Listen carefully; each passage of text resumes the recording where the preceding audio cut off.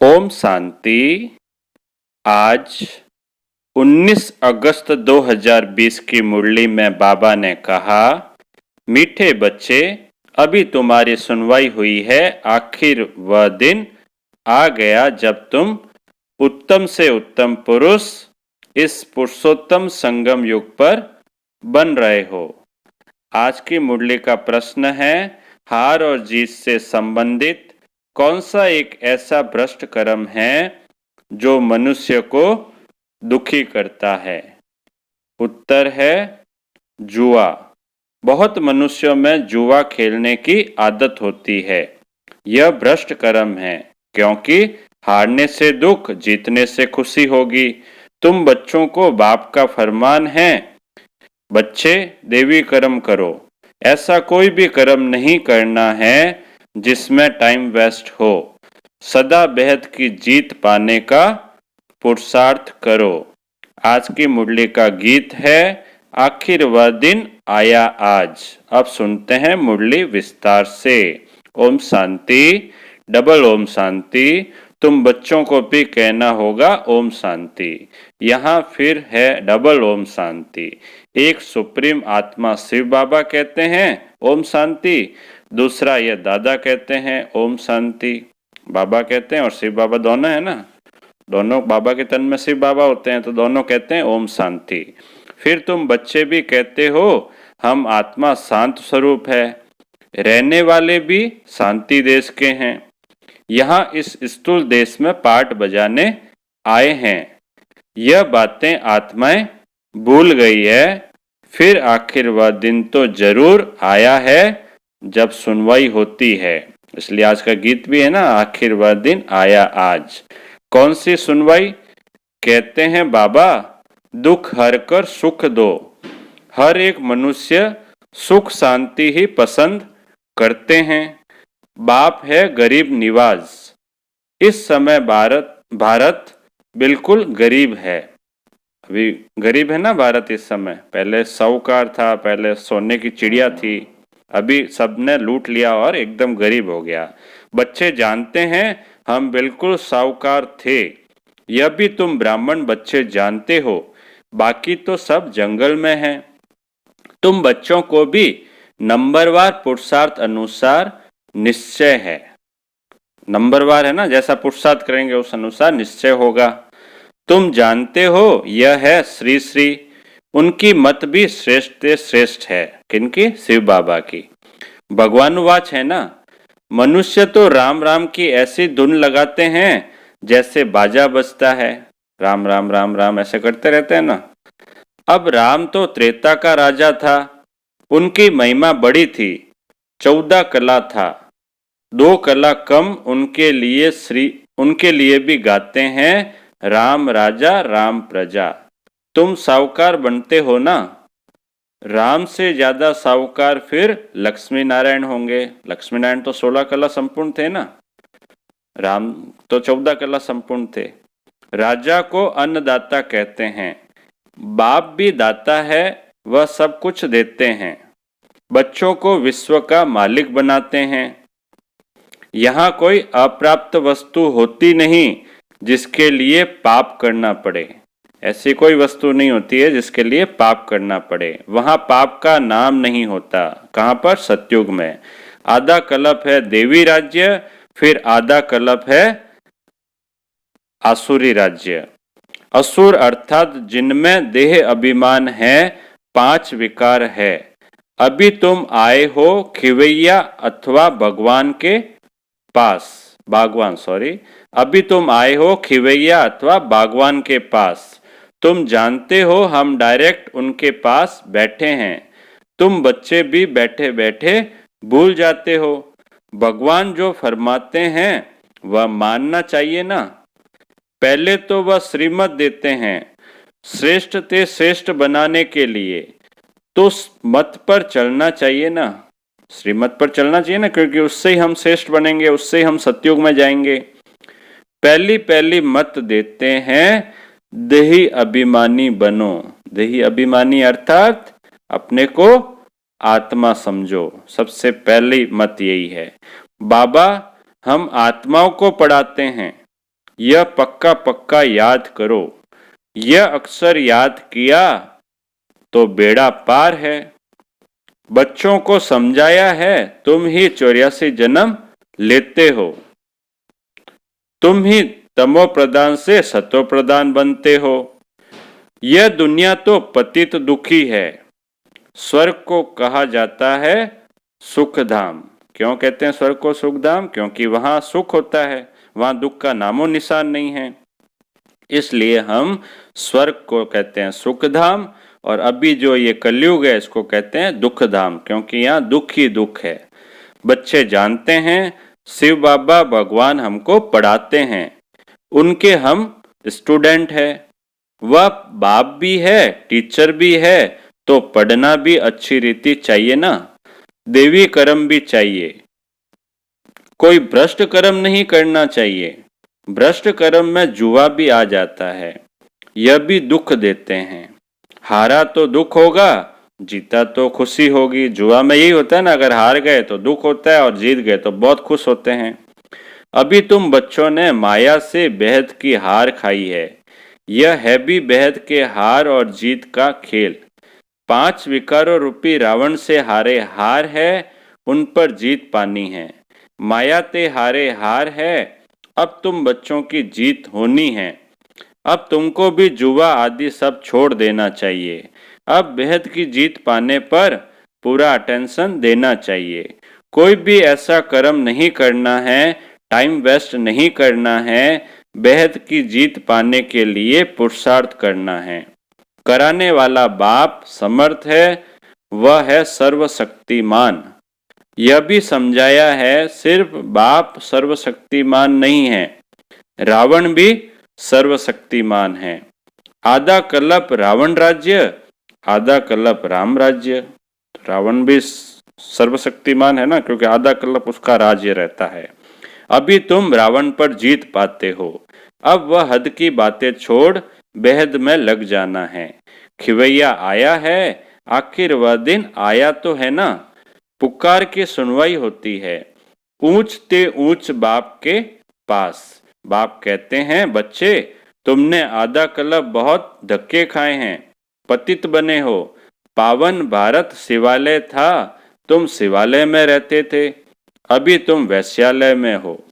तुम शिवालय में रहने वालों को पूजते हो। यहाँ इन अनेक धर्मों का कितना घमासान है। बाप कहते हैं इन सबको मैं खलास कर देता हूँ।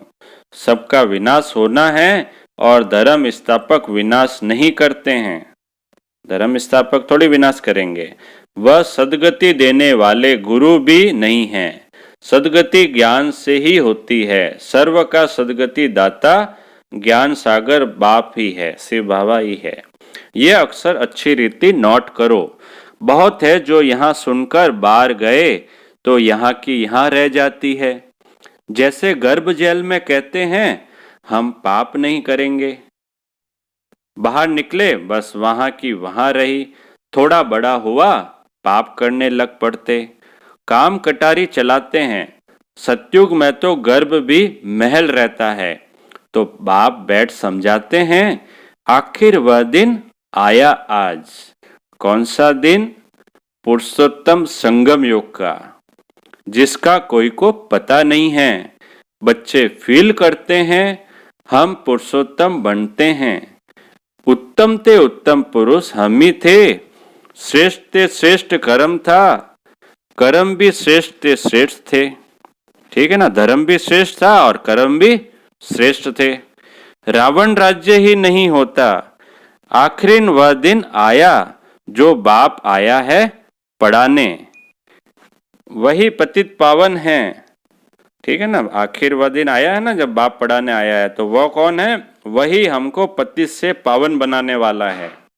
उसके अलावा कोई हमको इस पतित से पावन नहीं बना सकता। तो ऐसे बाप की श्रीमत पर चलना चाहिए ना। चलना चाहिए या नहीं चलना चाहिए? क्योंकि वही हमको पावन बनाएगा। अभी है कलयुग का अंत, थोड़ा टाइम भी चाहिए ना पावन बनने के लिए। कलयुग का अंत है और सत्युग का प्रारंभ हो रहा है। इसके बीच के युग को ही हम संगम युग कहते हैं। 60 वर्ष के बाद वानप्रस्थ कहते हैं, साठ तो लगी लाठ। अभी तो देखो 80 वर्ष वाले भी विकारों को छोड़ते नहीं। बाप कहते हैं, मैं इनकी वानप्रस्थ अवस्था में प्रवेश कर इनको समझाता हूँ। किसको? ब्रह्मा बाबा को। आत्मा ही पवित्र बन पार जाती है, आत्मा ही उड़ती है। अभी आत्मा के पंख कटे हुए हैं, उड़ नहीं सकती है। रावण ने पंख काट दिए हैं, पतित बन गई है, कोई एक भी वापस जा न सके। पहले तो सुप्रीम बाप को जाना चाहिए। शिव की बारात कहते हैं ना, शंकर की बारात होती नहीं। बाप के पिछाड़ी हम सब बच्चे जाते हैं, इसलिए शिव की बारात का है। बाबा आया हुआ है लेने के लिए, शरीर सहित तो नहीं ले जाएंगे ना। आत्मा सब पतित है, जब तक पवित्र न बने तब तक वापस जा न सके। प्योरिटी थी तो पीस और प्रॉस्पेरिटी थी। सिर्फ तुम आदि सनातन देवी देवता धर्म वाले ही थे, अभी और सब धर्म वाले हैं, डिटिज्म है नहीं। इनको कल्प वृक्ष कहा जाता है, बड़ के झाड़ से इनकी भेंट की जाती है। दूर है नहीं, बाकी सारा झाड़ खड़ा है। वैसे यह भी देवी देवता धर्म का फाउंडेशन है नहीं, बाकी सारा झाड़ खड़ा है। था जरूर, परंतु प्राय लोप हो गया, फिर रिपीट होगा। बाप कहते हैं, मैं फिर आता हूँ एक धर्म की स्थापना करने, बाकी सब धर्मों का विनाश हो जाता है। नहीं तो सृष्टि चक्र कैसे फिरे। कहा भी जाता है, वर्ल्ड की हिस्ट्री ज्योग्राफी रिपीट। अभी पुरानी दुनिया है, फिर नई दुनिया को रिपीट होना है। यह पुरानी दुनिया बदल नई दुनिया स्थापन होगी। यही भारत नया सो पुराना बनता है। कहते हैं जमुना के कंठे पर परिस्तान था। बाबा कहते हैं, तुम काम चिता पर बैठ कब्रिस्तानी बन पड़े हो, फिर तुमको परिस्तानी बनाते हैं। श्री कृष्ण को श्याम सुंदर कहते हैं। क्यों? किसकी भी बुद्धि में नहीं होगा। नाम तो अच्छा है ना, राधे और कृष्ण। यह है न्यू वर्ल्ड के प्रिंस प्रिंसेस। बाप कहते हैं, काम चिता पर बैठने से आयरन एज में हैं। गाया हुआ भी है, सागर के बच्चे काम चिता पर जल मरे। अब बाप सब पर ज्ञान वर्षा करते हैं, फिर सब चले जाएंगे गोल्डन एज में, अर्थात सतयुग में। अभी है संगम युग। तुमको अविनाशी ज्ञान रत्नों का दान मिलता है, जिससे तुम साहूकार बनते हो। यह एक एक रत्न लाखों रुपए का है। वो लोग फिर समझते हैं शास्त्रों के वर्षंस लाखों रुपए के हैं। तुम बच्चे इस पढ़ाई से पदमपति बनते हो। पदमपति बनते हो ना, इसी पढ़ाई से सोर्स ऑफ इनकम है ना। इन ज्ञान रत्नों को तुम धारण करते हो, झोली भरते हो। वह फिर शंकर के लिए कहते हैं, हे बम बम महादेव, हे बम बम महादेव, भर दो झोली। शंकर पर कितने इल्जाम लगाए हैं। ब्रह्मा और विष्णु का पाठ यहाँ है, यह भी तुम जानते हो। 84 जन्म विष्णु के लिए भी कहेंगे, लक्ष्मी नारायण के लिए भी, तुम ब्रह्मा के लिए भी कहेंगे। बाप बैठ समझाते हैं, राइट क्या है, रॉन्ग क्या है, ब्रह्मा और विष्णु का पाठ क्या है। तुम ही देवता थे, चक्र लगाए ब्राह्मण बने, फिर अब देवता बनते हो। पाठ सारा यहाँ बचता है। वैकुंठ के खेल पाल देखते हैं, यहाँ तो वैकुंठ नहीं है। मीरा डांस करती थी, वह सब साक्षात्कार कहेंगे। कितना उनका मान है। साक्षात्कार किया, कृष्ण से डांस की, सो क्या स्वर्ग में तो नहीं गई ना। गति सदगति तो संगम पर ही मिल सकती है। इस पुरुषोत्तम संगम युग को तुम समझते हो। हम बाबा द्वारा अब मनुष्य से देवता बन रहे हैं। विराट रूप की भी नॉलेज चाहिए ना। चित्र रखते हैं, समझते कुछ भी नहीं। चित्र तो बहुत रखते हैं, लेकिन समझते कुछ भी नहीं है। अक्कासुर, बक्कासुर यह सब इस संगम के नाम हैं। भस्मासुर भी नाम है। काम चिता पर बैठ भस्म हो गए हैं। सब भस्म हो गए ना काम चिता पर बैठ। अब बाप कहते हैं मैं सबको फिर से ज्ञान चिता पर बैठाए ले जाता हूं। आत्माएं सब भाई भाई है। कहते भी है हिंदू चीनी भाई भाई, हिंदू मुस्लिम भाई भाई कहते तो हैं, लेकिन अब भाई भाई भी आपस में लड़ते हैं। कर्म तो आत्मा करती है ना, शरीर द्वारा आत्मा लड़ती है। पाप भी आत्मा पर लगता है, इसलिए पाप आत्मा कहा जाता है। बाप कितना प्यार से बैठ समझाते हैं। शिव बाबा और ब्रह्मा बाबा दोनों को हक है बच्चे बच्चे कहना। दोनों का है ना, ब्रह्मा बाबा के भी बच्चे हैं, हम शिव बाबा के भी बच्चे हैं। बाप दादा द्वारा कहते हैं हे बच्चों, समझते हो ना, हम आत्मा यहाँ आकर पाठ बजाती है। फिर अंत में बाप आकर सबको पवित्र बनाए साथ ले जाते हैं। बाप ही आकर नॉलेज देते हैं, आते भी यहीं हैं। शिव जयंती भी मनाते हैं। शिव जयंती के बाद फिर होती है कृष्ण जयंती। अभी जन्माष्टमी आके गई ना, तो शिवरात्रि के बाद कृष्ण जन्माष्टमी आती है ना, तो उसको कृष्ण जयंती बोलते हैं। श्री कृष्ण ही फिर श्री नारायण बनते हैं। फिर चक्कर लगाए अंत में सावरा यानी पतित बनते हैं। बाप आकर फिर गोरा बनाते हैं। तुम ब्राह्मण सो देवता बनेंगे, फिर सीढ़ी उतरेंगे। यह 84 जन्मों का हिसाब किताब और कोई की बुद्धि में नहीं होगा। बाप ही बच्चों को समझाते हैं। गीत भी सुना ना, आखिर इन भक्तों की सुनवाई होती है। बुलाते भी हैं, हे भगवान आकर हमको भक्ति का फल दो। भक्ति फल नहीं देती, फल भगवान देता है। भक्तों को देवता बनाते हैं। बहुत भक्ति तुमने की है, पहले पहले तुमने ही शिव की भक्ति की। जो अच्छी रीति इन बातों को समझेंगे, तुम फील करेंगे यह हमारे कुल का है।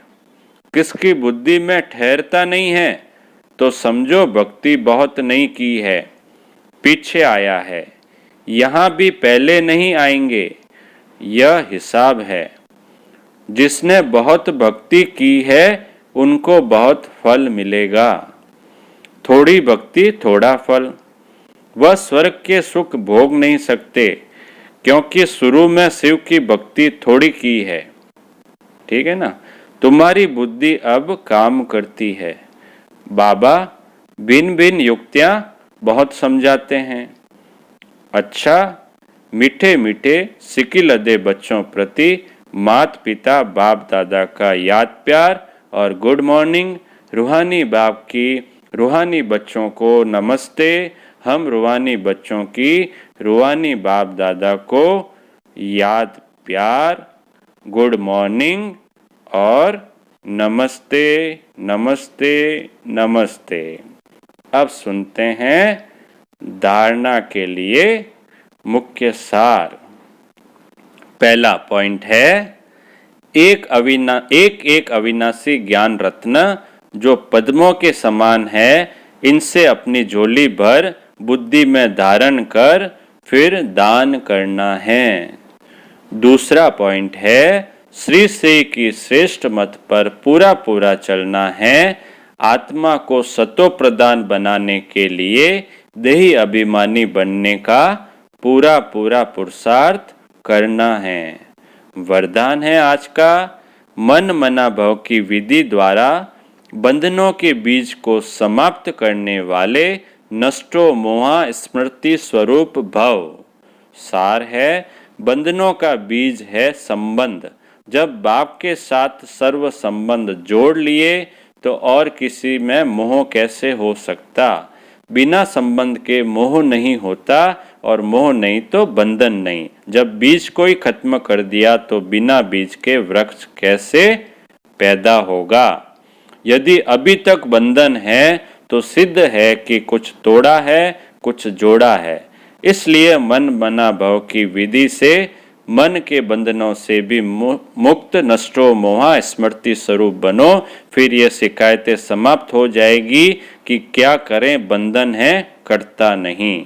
आज का स्लोगन है, ब्राह्मण जीवन का सास उमंग उत्साह है, इसलिए किसी भी परिस्थिति में उमंग उत्साह का प्रेशर कम न हो। अच्छा, ओम शांति।